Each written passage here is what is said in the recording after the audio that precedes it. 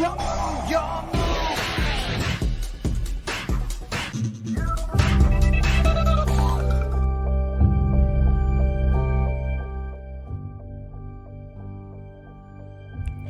aí galera, eu sou o T e de quem é a culpa? De quem é a culpa para o rumo que o jogo levou? Bem, meus amigos, hoje eu tô aqui para poder comentar um pouquinho com vocês sobre partes do problema do jogo que, na visão de muita gente, acaba sendo o fato de o Yu-Gi-Oh! Ter convencionado o jogo em volta de One Card Play.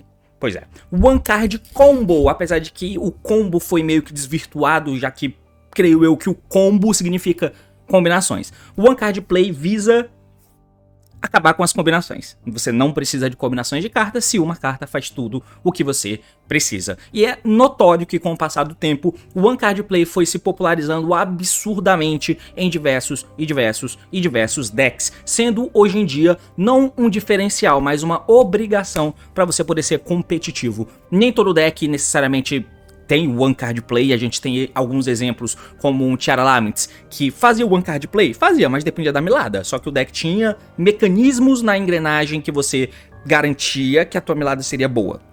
Tem esses fatores aí, mas o One Card Play vem se tornando cada vez mais popular, é uma escolha fácil de se fazer. Não só para decks novos, mas até para decks antigos. Quando decks mais antigos vão recebendo suportes, uma das principais coisas que o Konami quer fazer é dar o One Card Play pra ele. O One Card Play acaba significando um montão de coisa que, com a questão de design do deck, design ou card design do jogo no geral, acaba ficando ruim, inclusive preguiçoso. Mas tem fatores aí, tá? Primeiro eu quero dizer que não é necessariamente hoje em dia, não é o vilão, o One Card Combo existir nos decks. Porque temos exemplos de One Card Combo que não são nada demais. E tudo bem eles existirem. O problema é que o fato de existir já na nossa mentalidade e o absurdo de construir uma jogada inteira no Yu-Gi-Oh! Com uma carta ter se tornado popular, ter se tornado a regra, facilita com que a gestora do jogo acabe tomando decisões... É foda. Decisões não muito... não tendo muito esforço para poder inserir coisas novas no jogo, digamos assim. Acaba tornando preguiçoso o design dos decks e potencialmente quebrando ele. Eu quero debater um pouco com vocês, caso não tenha ficado muito claro. Vem comigo porque o assunto é esse. Partiu então, vamos lá!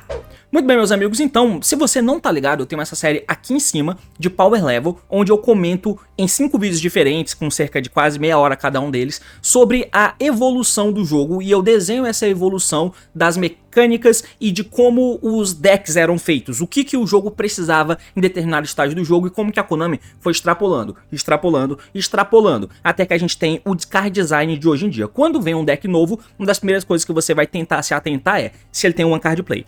Ele tem o One Card Play e coloca ele no mapa do jogo, porque é fácil de fazer a tua jogada. Você tem com a engine uma forma de construir tudo o que você precisa de cara com uma carta. Hoje em dia o Yu-Gi-Oh! Já tem o fato de que todo mundo tem que fazer o que quer no começo. Não fazer o que quer no começo, você tá pra trás. E quanto menos investimento você tiver nisso, melhor.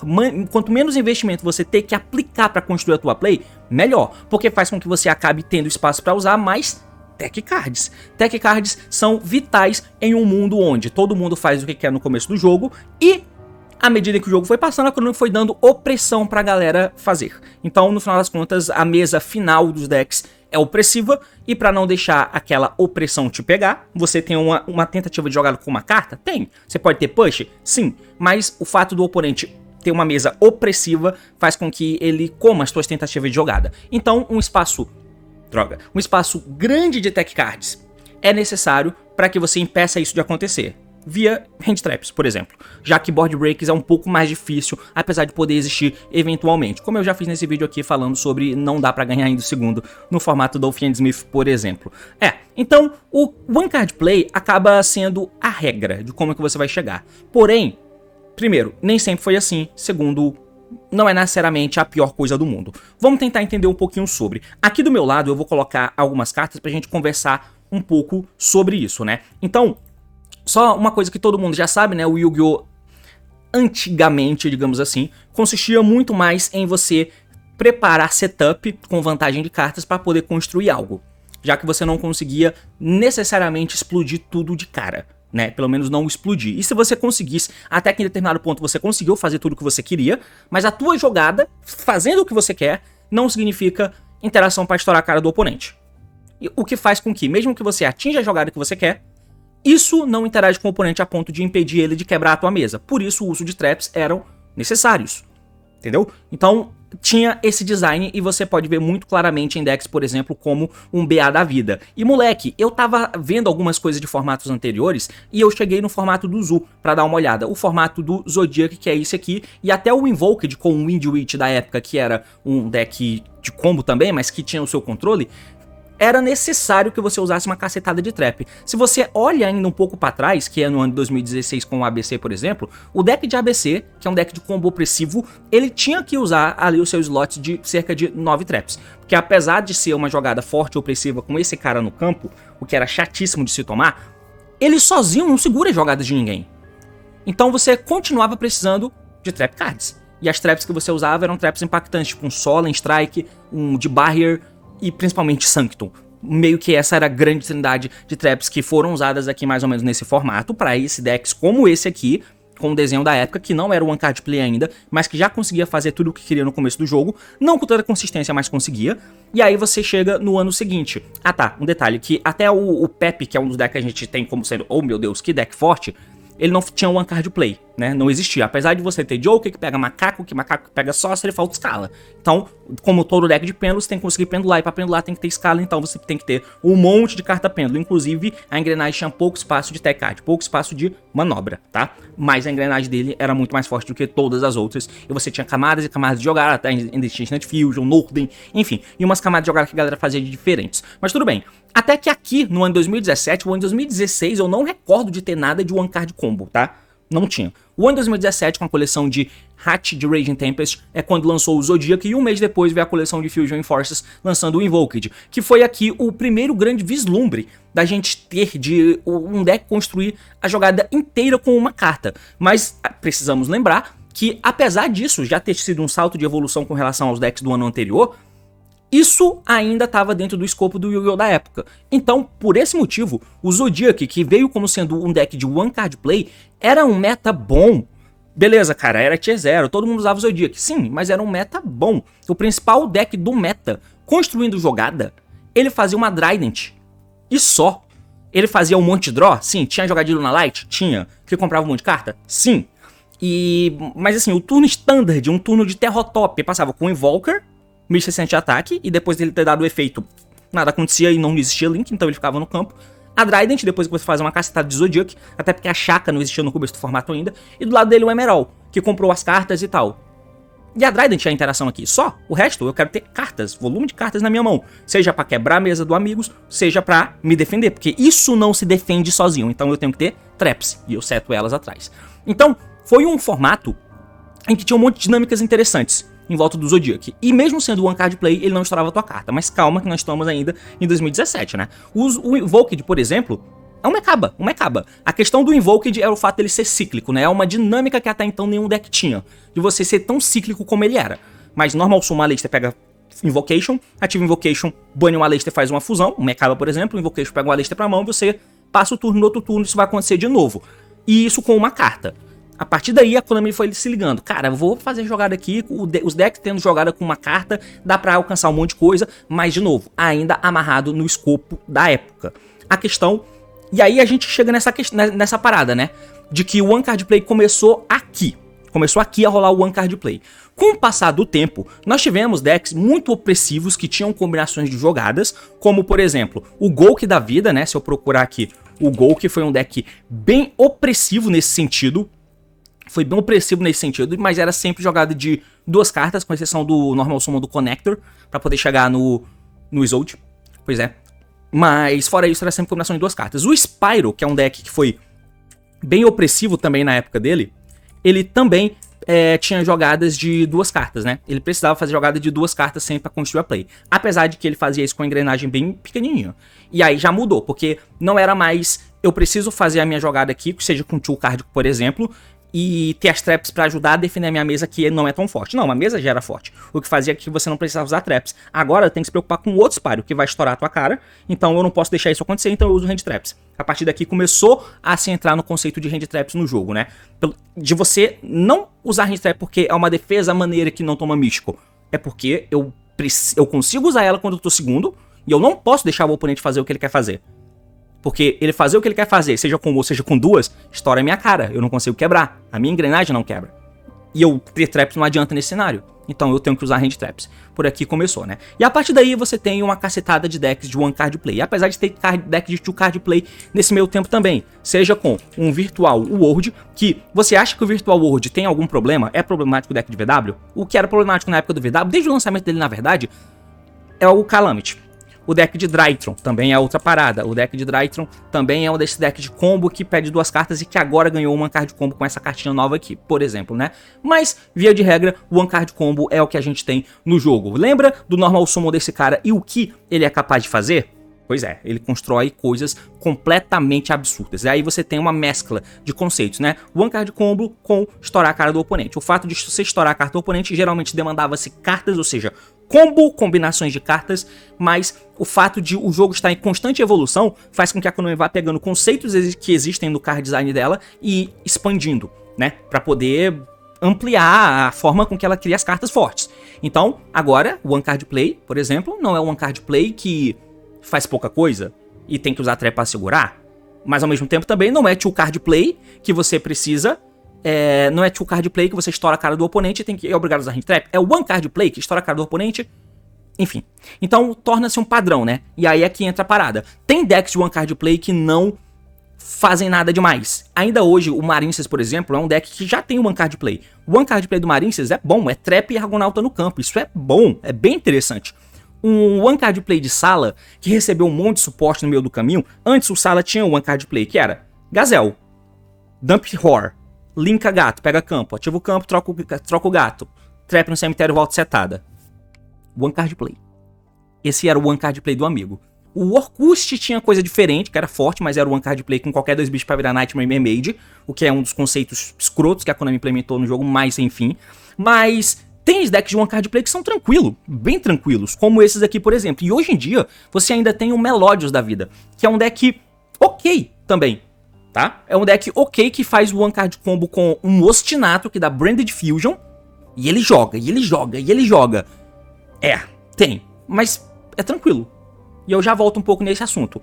Porque você vai evoluindo, e você tinha o one card play dos Kashthiras, que blocavam o Montezona e deixavam a Floodgate no campo e tinha follow pra trás. Você tem, hoje em dia, o one card play, por exemplo, de um Will Bell da vida, um Nightmare Throne, o que ele faz. E principalmente um one card play de um Snake Eye Ash, por exemplo. O que é, né, a gente já sabe, opressivo. E ainda veio o Fiend Smith. E o one card play que eles fazem, né, vocês já estão ligados no que isso resulta. E ele tem tanta versatilidade que, se existe um deck, como tem Pai da Vida, que tenta matar o cara e quer jogar só em cima disso, e foda-se o que vai vir depois, eu quero matar agora e quebrar tudo que ele fizer dando hijack, dark roll, enfim, você ainda pode tomar uma Floodgate do nada, porque existe a Beatrice com o Fiend Smith. Então, olha só pra onde foi, né? Por que eu tô te mostrando isso? Ainda hoje, one card play existir não é necessariamente uma coisa ruim.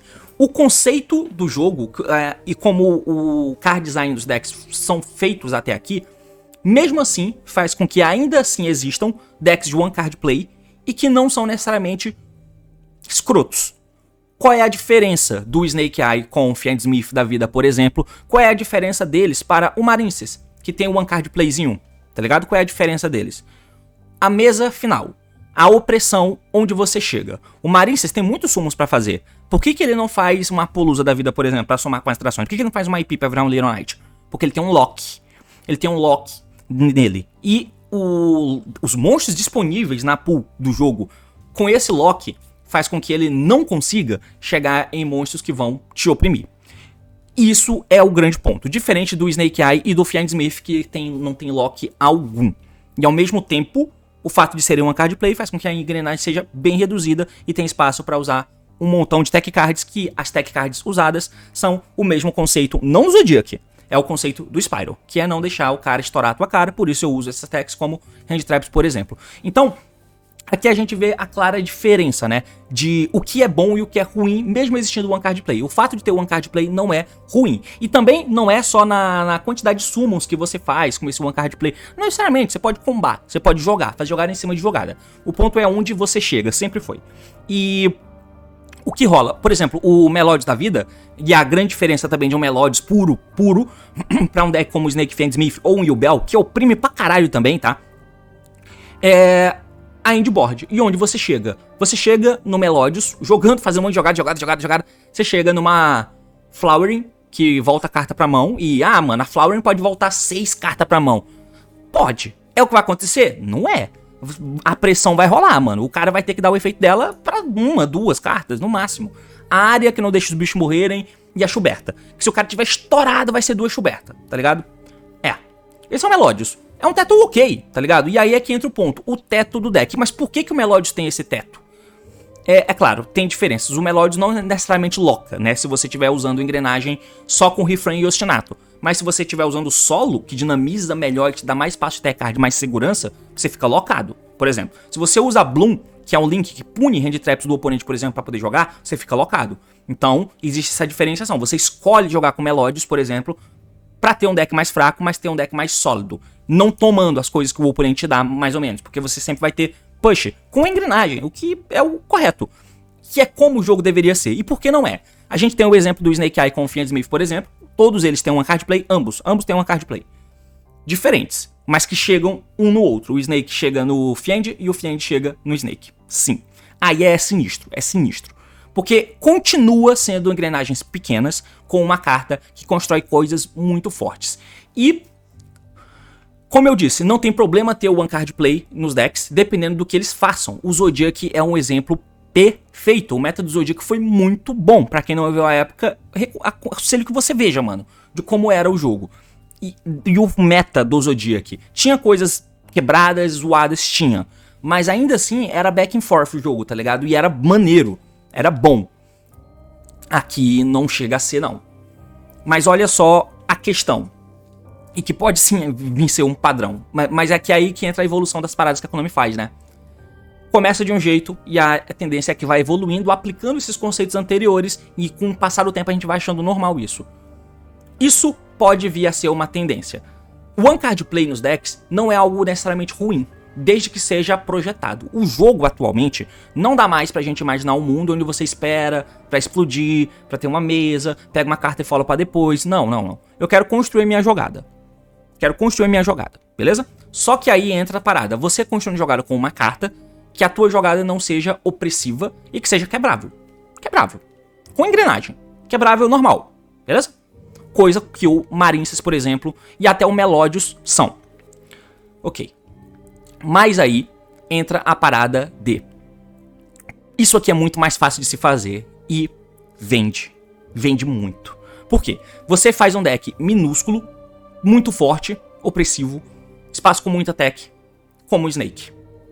Antes de ele morrer, você cria uma nova engrenagem, que também ocupa um espaço ínfimo, e que faz muitas coisas diferentes, e que inclusive acessa o Snake, como o Fiendsmith. Ambas são cartas bizarramente caras da sua main collection. E aí fica fácil de você tomar decisões como essa. Porque você tem duas engrenagens parecidas no sentido de serem curtinhas, fortes e opressivas, e que não tem lock. E o fato delas não terem lock faz com que você consiga misturar com muita coisa diferente. E isso é a parte ruim de se existir o One Card Play. Não é existir o One Card Play, porque tem decks que eu já mostrei pra vocês que são tranquilos. Mas a extrapolação das coisas que existem faz com que cheguemos em lugares como esse daqui, por exemplo. De novo, a minha utopia... De novo não, né? Mas a minha utopia de jogo, hoje em dia... Eu não quero voltar pra baixar um bicho, buscar uma carta, setar uma trap e passar o turno. Eu não quero voltar a jogar desse jeito não, tá? Não quero mesmo. Eu quero fazer as coisas que eu quero fazer. Faço a minha mesa e tal. Desde que eu não faça múltiplas interações absurdas que ninguém consiga quebrar. E que todo mundo seja obrigado a usar hand trap. Ser obrigado a usar hand trap é uma merda. Ninguém usa um monte de hand trap porque quer. Todo mundo usa um monte de hand trap porque precisa. Porque é muito fácil de se construir uma mesa opressiva, que você não consegue quebrar, porque a engrenagem não quebra engrenagem. E como esse tipo de coisa é muito alcançável por causa do One Card Play opressivo, acaba te obrigando a usar um monte de hand trap. O mundo ideal para um jogo de Yu-Gi-Oh!, via de regra, eu acho, na minha visão pelo menos, é que você consiga construir a tua jogada e eu nem sinta incentivo em ficar usando hand trap para parar o que você faz. Mas qual é o incentivo disso acontecer? O que você faz não me oprimir. Se o que você faz não me oprime, a minha engrenagem consegue tentar jogar e quebrar a tua, chegamos num lugar. Esse é o ponto. Se isso acontecer, eu não vou me sentir incentivado a usar hand trap no meu deck. Porque a jogada que você faz, mesmo que com uma carta, não vai oprimir a mesa e eu vou conseguir quebrar ela com a minha engrenagem. Então eu não me sinto incentivado a ficar usando hand trap. Porque você fazer ou não fazer, eu vou conseguir jogar mesmo assim. E a gente passou por alguns momentos com decks desse jeito mesmo no Yu-Gi-Oh! Contemporâneo. Decks como o Unchained da vida. Assim, a Little Knight é foda, né? A Little Knight é realmente foda. Mas o Unchained, cara, eu acho o Unchained um deck legal. Eu acho um deck bom, assim, um deck maneiro, se tem no jogo, tá? Um deck bem interessante. E ele não é como esses outros aqui. Apesar de ser forte. Mas não é inquebrável. Inclusive, no meta em que o Unchained chegou, né? Ele chegou em Dune e o Kashira era o principal deck, já tendo os hits do Super Heavy lá atrás e tal. O Unchained de repente se tornou o deck mais popular, ganhando do Kashira, por causa do desvio de techs e tal. Enfim, um monte de fatores naquela época fez com que esse deck se tornasse melhor. E à medida em que ele vai se tornando mais popular, a galera foi tirando o hand trap do deck, deixando mais coisas que quebram a mesa. A engrenagem sozinha tem chance, mas ainda não consegue sozinha. Então um empurrãozinho com um espaço de 20 tech que você tem pode te ajudar. 15 tech, pode te ajudar. Mas elas não precisam ser hand traps. Você consegue quebrar as coisas. E ainda foi um formato bom. O Rescue Ace é um deck maneiro. E ele tem volume para tentar quebrar as coisas. E se você joga um jogo contra um Rescue Ace, por exemplo, Rescue Ace Old, o que a engrenagem Rescue Ace Old faz? Seta Trap. Mas ele é grande, ele tem volume, só que ele tem um espaço menor de tech cards. Ainda é bom, ainda é tranquilo, sabe? Um deck de Runic, não Runic Stun, Fluid Gate, que não tem o One Card Play, tá? Aqui tem o One Card Play. Essa One Card Play coloca 2 traps, que interagem contra você. Claro, depois tem o Little Knight e tal, que chegou o Little Knight foda, é foda. Põe interação. Mas o deck de Runic, por exemplo, ele não tem o One Card Play. Nenhum deck que joga com Runic tem um combo pra te mostrar. É difícil que tenha. Mas decks de Runic que jogam bola, tipo um For Hire Splite Runic, um Splite Runic, sempre são decks que vão pra jogar bola. E mesmo... é que não tem One Card Play, né? Mas enfim, mas ainda é um estilo de deck bom. O Charalamet, apesar de ter o One Card Play, a engrenagem dele era tão forte, eu oprimia todo mundo, que a engrenagem dele conseguia ganhar, desde que não fosse por cima de uma Fluid Gate, tipo um Shifter. Ainda dava pra ganhar um monte de jogo que você tomava Shifter, jogando de Tiara, tá? E dentro da Mirror, não dava necessariamente pra você ficar quebrando, e a gente tinha que ter as hand traps, mas as hand traps impactavam, né? O Dweller era o principal fator negativo, mas tirando um Dweller da vida, por exemplo, que era o que atrapalhava, e usando hand traps, que da hand trap na época era o que? Era Bishop. Hand trap na época era o que? Ralph, era o Keldo, que era engrenagem no final das contas. Você tinha um jogo bom de quebrar mesas. Você conseguia, com a engrenagem, porque ela era muito forte, passar por cima de todo mundo, mas também passar por cima do próprio deck. E é aí que a gente precisa chegar, cara. Não importa se é One Card Play ou se é Two Card Play. Não importa. O que importa é o que isso gera e como que você consegue jogar pra cima disso. Se você consegue jogar pra cima disso, sem sentir necessidade de ficar usando 20 hand traps, porque sem as 20 hand traps, você não vai ter chance de quebrar o que ele fizer, aí isso aí é necessariamente ruim, sabe? Esse é o grande ponto negativo. O fato de existir essas coisas, de quebra de mecânica quando me faz, o problema de existir, seja em qual momento for do jogo, é que fatalmente ela vai extrapolar. E extrapolando, fica ruim. O One Card Play é o problema do jogo? Não é. Necessariamente. O problema é a falta de lock. E por que a Konami não loca? Pra vender mais cartas, pra você poder usar em todo o deck. E por que a Konami deixa a engrenagem tão pequenininha assim? Pra você poder colocar outras engrenagens que ela vai lançar. Pra você poder misturar o Fiend Smith com seja lá qual deck novo caro que você tiver. O Azamina. É mais ou menos esse o ponto. O One Card Play não é o problema é o que isso gera. Se tiver o One Card Play com teto baixo, não tem problema. Vai ser um jogo bom. Ouso dizer. Mas o One Card Play com teto alto, com obrigação de se usar 18, 20 hand traps, temos um problema. Mas é basicamente isso, meus amigos. Valeu, falou e até. mais. Eu tenho que tocar outra musiquinha, né? Agora é assim, ó. Valeu, falou e até mais.